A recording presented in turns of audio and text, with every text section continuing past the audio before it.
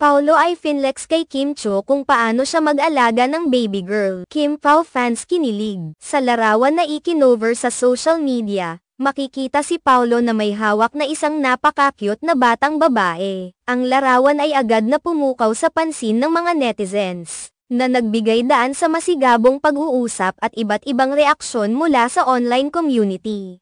Ang bata sa larawan ay mukhang masaya at komportable sa mga bisig ni Paolo, at ito ang nagbigay ng bagong usapan sa social media. Maraming mga fans ang hindi nakatiis na hindi magbigay ng kanilang opinyon tungkol sa larawang ito. Isang tagahanga ang nagkomento, "Ang ganda mo naman, Paolo, habang karga mo ang baby na ito." Ang komento ay tila may halong biro, ngunit may kapansin-pansing pagnanasa na mas makita pa si Paolo na may karga na anak, na tila nagsusulong ng ideya na maaaring interesado si Paolo sa pagkakaroon ng sarili niyang anak, lalo na isang batang babae na katulad ng kanyang kilalang kaibigan, ang Chanite Princess. Ang pahayag na ito ay nagbigay ng ideya sa iba pang mga tagahanga na maaaring may balak si Paolo na magkaroon ng isang baby girl na magkamukha ng kanyang kaibigan.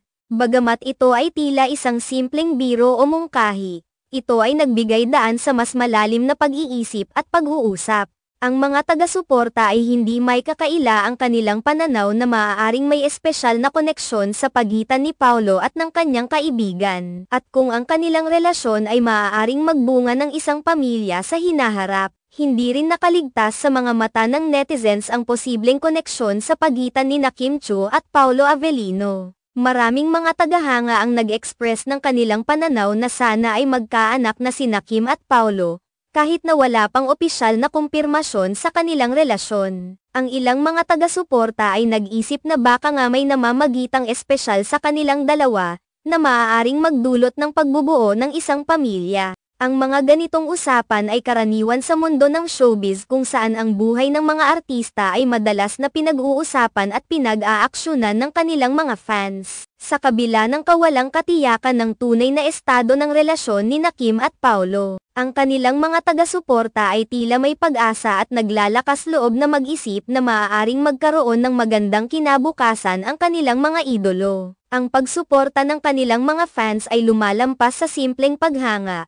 Ito ay nagiging bahagi ng kanilang mga pangarap at hangarin para sa kanilang mga iniidolo. Ang pakikipag-ugnayan ng mga fans sa ganitong uri ng mga kaganapan ay isang patunay kung paano ang social media ay maaaring maging plataporma para sa pag-express ng suporta at opinyon. Ang mga komento at reaksyon sa larawan ni Paolo na may hawak na bata ay nagbigay ng pagkakataon sa mga tagahanga na ipakita ang kanilang pagkagusto sa ideya na makita ang kanilang mga idolo sa isang bagong papel bilang magulang.